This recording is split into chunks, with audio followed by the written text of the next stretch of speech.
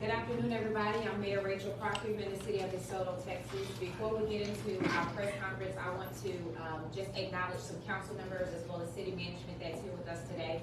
We have members of our council, Mayor Pro Tem Andre Bird, who's here with us today, Council Member Crystal Chisholm, Council Member Dr. Dinah Marks, Council Member Letitia Hughes, as well as Council Member Nicole Raphael, who's joining us, as well as our city manager Brandon Wright is with us on today. Now, this is a very somber, but I believe necessary occasion, and I appreciate each of you for joining us for this briefing. The tragic events that took place in our community on Monday need to be addressed primarily for the purposes of transparency and for healing. DeSoto is a very close-knit community and a community of prayer, so I'm asking each of you that are watching this to pray for those impacted by Monday's events. I would also like to begin by offering our sincere condolences to the family of Michael Nunez. I believe no one ever wants to lose a loved one, especially under such tragic circumstances. And this is also a difficult time for the resident and her family, who encountered an armed man in their home on Polk Street, and the responding officer who had to make a decision that no one ever wants to make. And again, our goal today is transparency, healing, and that's why we're sharing what happened in those brief moments on Monday. Today, we're making available 2 videos from the body cams of the responding officers and 2 videos from the dash cams of their patrol vehicle, as well as audio from the 911 calls.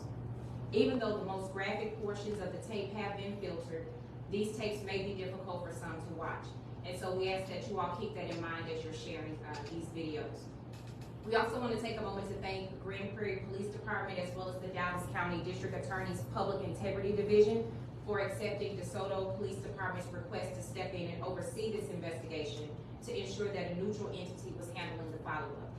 Outside investigation and a neutral investigation is critical to obtaining the truth for our community. So again, thank you all for joining us, and I'm now going to turn the podium over to our Police Chief, Joe Costa. Thank you, Mayor. Thank you all for coming out today to witness this release of information. It's the most tragic and very sad event. I want to start off by saying that our thoughts, our prayers, our condolences are with the Michael Nunez family. I want to thank the Grand Prairie Police Department and the Dallas District Attorney's Office, as the Mayor said, for helping us out with the investigation, and all our officers that responded to this event. I want to start by saying that on Sunday, March 26th, our officers were called to one of our local parks and interacted with a subject that was acting irrationally and was knocking over trash cans and was littering. They took him into custody, and he was placed in our sort of regional jail. The subject was Michael Nunez, age 47. He spent the night in our jail, and the next morning he was released Monday morning at 9:02 a.m. About 11:38 a.m., we received a call for burglary with occupants in a house in the 300 block of Polk Street. Little did we know at that time that the subject that was involved at that time was the same subject, Michael Nunez. And our officers responded without knowing that piece of information. We're going to show you, as we said, some video, and we're going to hear the 911 audio call. And audio call is going to be the homeowner calling in for assistance for a burglary of occupants of a subject that was armed. And Sergeant Ziegler, our Internal Affairs Officer, is going to play all that, the audio and video, and then we'll take questions after all that's done. I'll turn it over to Sergeant Ziegler. Good afternoon. The first video we're going to have is actually going to be audio of the 911. It's going to start from the time that the RP calls in, and it's going to stop at the time that the suspect is known to be on Polk Street encountering officers.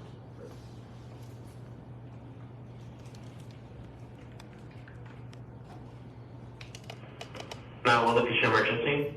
Don't open the door. I have an emergency. There's an intruder in my house, and you need to come right now. The address?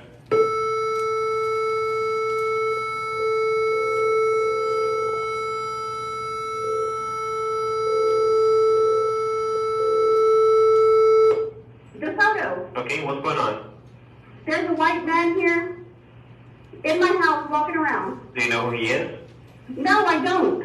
Are you inside the house as well? Yes. Okay, we're gonna get unit started that way. About how old is he? I don't know. And What part of the house is he at? he's in the kitchen, just walking around in my house right now. Was it white now? Yes. Okay, are you able to go outside or go to a different room? No. Is something preventing you? Yes, he's walking around. Get I'm now. gonna get units over there. Can you separate yourself from them? Get yourself in a safe room. Get out now.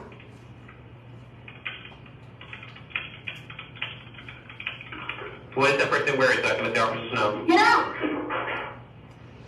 A Longhorn gray shirt with blue shorts. I'm gonna call your dad. Lock it. Who else is home Yeah. with you? I'm sorry? Who else is home with you? My son, my 10-year-old son. Get out. Anybody else home besides you and your son? No. Okay, any pets that we should be aware of? Yes, 2 dogs. 2 dogs. Are they inside? Jojo, come here. I got officers coming, licensed. Are the dogs inside or outside? They're outside. Come here, Jojo. Come What's here, the person girl. at now? They're inside my house. Come here, Jojo. Come here, girl. Do you know how he got inside? He just walked through the damn door. Come here, Jojo. Come here, girl. Come here, girl. The officers need to get here now. Where are they? Licensed sirens. What part of the house is he at now? So I can let them know. He's outside, just walking around in my yard. He just went outside in the front yard? Yes. Do you know if he has any weapons? He has something in his hand. I don't know what.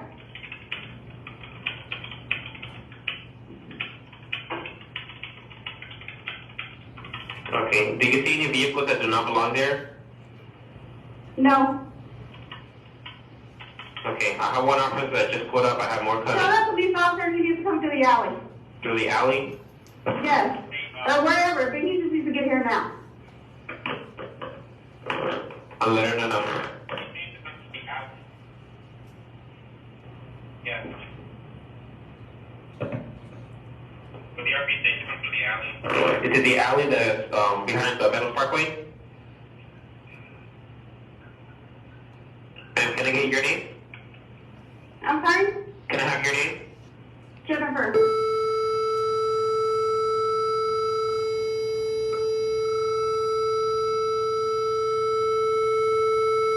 And just confirming, you do not know who this person is at all? No, he's walking towards the main street now. Towards Polk? Yes.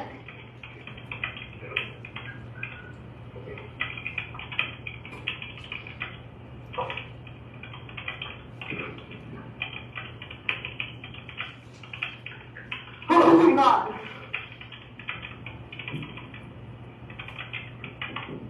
I'm letting her know that he's walking towards 911 is your emergency.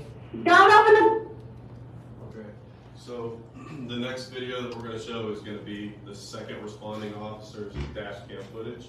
And in this video, you'll see the first responding officer vehicle in front of him throughout this video.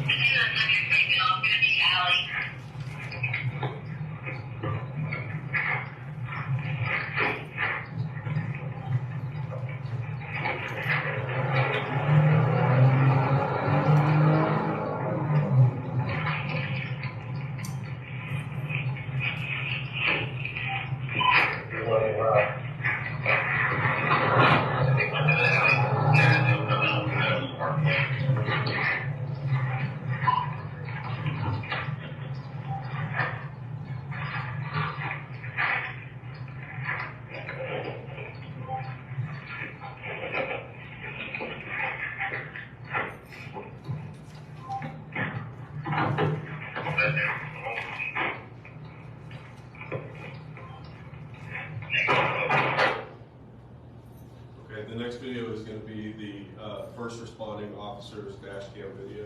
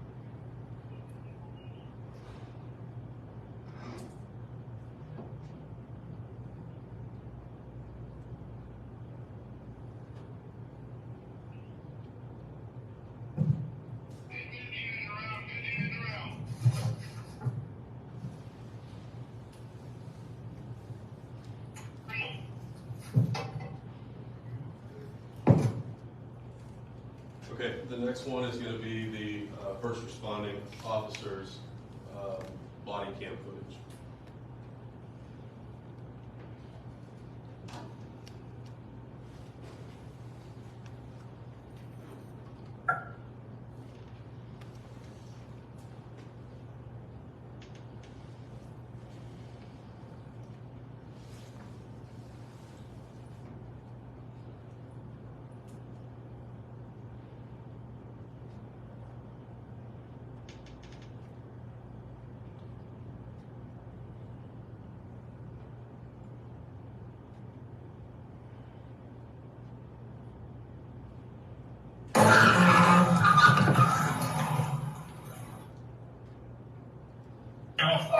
He's got a knife in his hand. Yeah.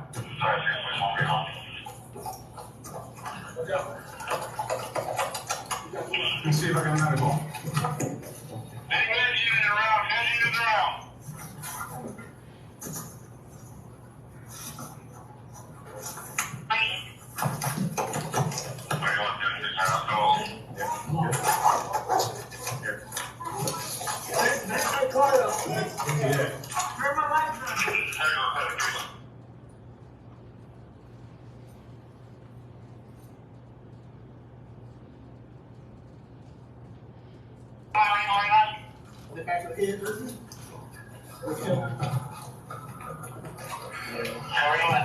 Yeah, I'm good. Okay, where's that piece of metal?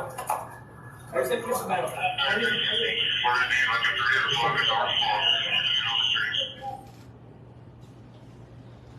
Okay, then the last one is going to be the second officer's body cam footage.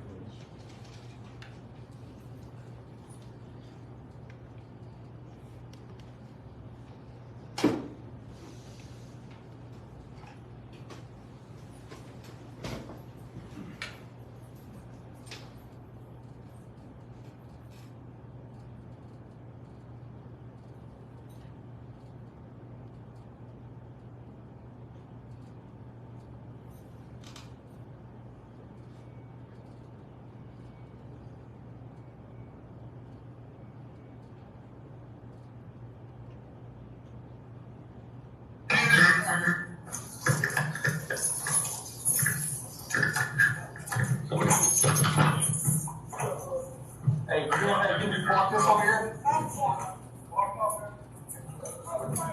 Back my car up.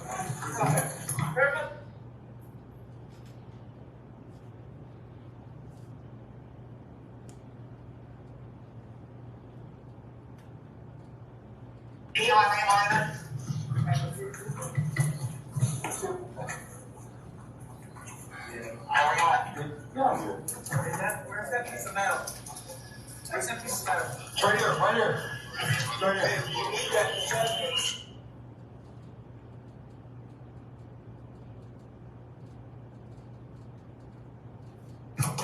I got it. We put it in a bag. And bucket truck, bro.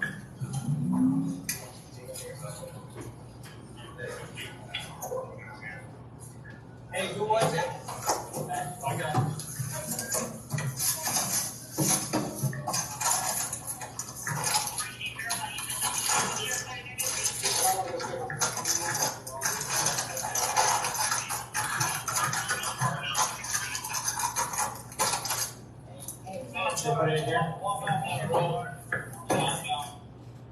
Okay, and the last thing that we're going to show you is some still photos that were extracted from the video.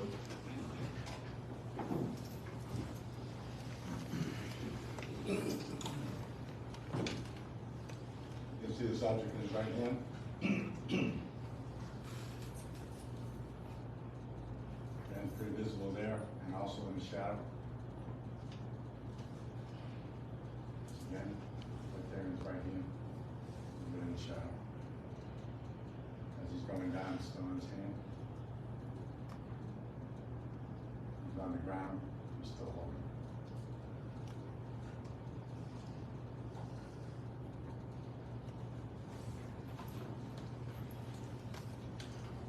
All the links to this will be on our YouTube page, to everything that we've shown you today, and everything that we're releasing at this time. And we'll take questions now. If you have them. Chief, was there ever a command from the responding officer to drop the weapon, or was there, or did I just not hear it? So let me explain what happened with our body cameras. Body cameras will activate when lights and siren are put on. Okay, there's a switch in the car that will activate the body cameras to come on. Both of these vehicles, the switches didn't work for whatever reason. One was definitely malfunctioned and had to be fixed the next day. One in first officer responding to vehicle didn't activate for whatever reason. It activated earlier when he was on a traffic stop, and it activated later on when we checked it when we got it back to the station. We have no idea what caused it to malfunction. However, when the body camera's turned on, then you've got audio. And when the body camera's turned on, it goes back 30 seconds. So if you remember from the video, if you recall when you could hear audio from that body camera, that's when he turned it on. The officer hit it a couple times and turned it on. And so it backed up 30 seconds, and that's what caught the actual shooting. Has your officer told you whether or not he gave verbal commands to the suspect to drop the weapon? So we have not talked to him. That investigation is still going on. But what I can tell you is that it's really muffled. Inside the car, there is a microphone for in-car camera. And when you listen closely, and we're going to enhance this so that we can put that out later. When you listen closely, he does give commands to the subject to drop the object. Chief, prior to this incident, outside of the night before, had DeSoto Police had any encounters with Mr. Nunez before? One other time on March 20. What were the officer's observations after encountering him on March 20th and March 26th? Did they believe he was on drugs, having a mental health crisis? What led them to arrest him? He was incoherent and irrational, and again, he was knocking over trash cans at one of our parks, and he didn't exhibit any signs of doing any harm to himself or to others, but they wanted to take him in because of his actions, so they charged him with littering and brought him into the police department. Were there any notes in that report to indicate what they thought might have been wrong with him, what it might have caused him to behave in this way? Did they suspect he was high on drugs? No. Chief, your department has a mental health response effort.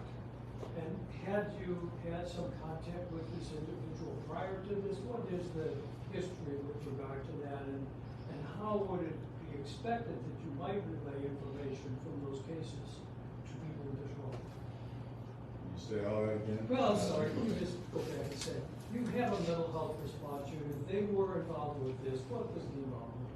We have a mental health response team. What was their involvement? We have a care team, and they are not a first responding team. They will respond after an event has happened with referrals. We have 2 of our officers here that are on that team. The only contact they had was with Mr. Nunez's mother that morning, on Monday morning, and they were working with her to go to the courts and try and get some help for Mr. Nunez. But that was unknown to your officers. That's at the correct. gate. That's correct. That would have been preferable, would it? Is there some method perhaps in the future where cases that you know are pending need to be shared somehow? Or is that something I learned from this? Well, we're always trying to get better at what we do, and in this event, the officers on the care team didn't realize that he had already been released when they were working with the mother, and they called the jail to hold up his release, but he had already been released at 9:02, and they were working with her after that. Chief, what was that object that the officers recovered, or how would you describe it? It's a sharpened rectangle piece of metal. Would that be considered a lethal weapon under certain circumstances? Absolutely. Anything can be a weapon if it's used as such, so, yes. Chief, any indication when he got out of jail that morning, between the time that he got out of jail and then when this incident happened, where he was in that time frame? Do we know if he was walking? Did somebody pick him up? So we looked at our cameras in front of the jail to see if we could see him, which direction he went. And our last visual of him was at 9:02 when he was walking out of the parking lot. And we don't know which way he went. And he ended up on Polk Street, just up the street from here. But we have no indication where he was from 9:02 to 11:38 recall. Chief, do your officers carry tasers? Yes, we do. It was clear that what was in the suspect's hand was not a gun, correct? That's correct. Was lethal gunfire your officer's only option? When you are addressed with lethal, someone with a lethal weapon has a knife, officer believed it was a knife, as you heard him say he's got a knife, then the only response is to lethal force. Chief, in the conversation with the mother, any indication, was she able to give you any indication that her son was having some kind of episodes or needed some kind of mental help? We didn't have any conversations with him. Our care team had conversations with her, separate from anyone else in the department. Chief, what is the status of all of this now? There's a criminal investigation, is there's administrative, what are the pending cases? So we still have an investigation that Grand Prairie is looking into the shooting, and they weigh out if there's any criminal intent, if there's anything there that would go forward to the DA's office. They'll meet with the DA's office and discuss all that. We also will have an internal administrative investigation. Sergeant Ziegler will handle that, and the combination of that will be weeks away. Is that why you have not actually spoken to the officer yet? That's correct. Chief, what can you tell us about the officer, how long he's been with the force? He's been with us about 4 years. Very good officer, and one that follows all the rules and is a good officer. He's on administrative leave. He is on administrative leave with pay as we do with any traumatic event, especially an officer involved in the shooting. Are others as well, or just that officer? Just him. The homeowner, in your aftermath follow-up with her, did you develop any more information about when he arrived, what was going on, how she found him in her house? I talked to her yesterday, and the call came at 11:38. She discovered him in there right around that same time, and he stayed in the home for several minutes. She told me that he was in and out of the home, after she looked at her cameras. And then when she went outside to get the dogs, we went outside and went up to driveway to Polk Street. To be clear, he didn't break in.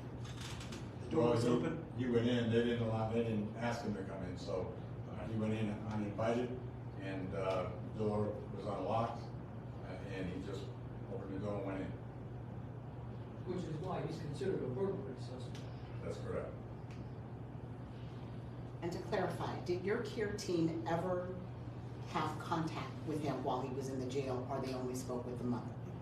Care team never had any contact with him.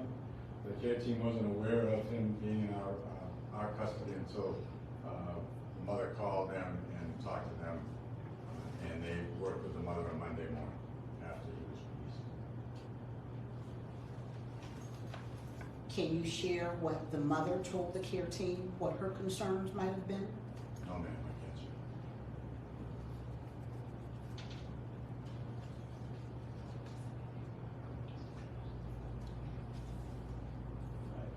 Anything else?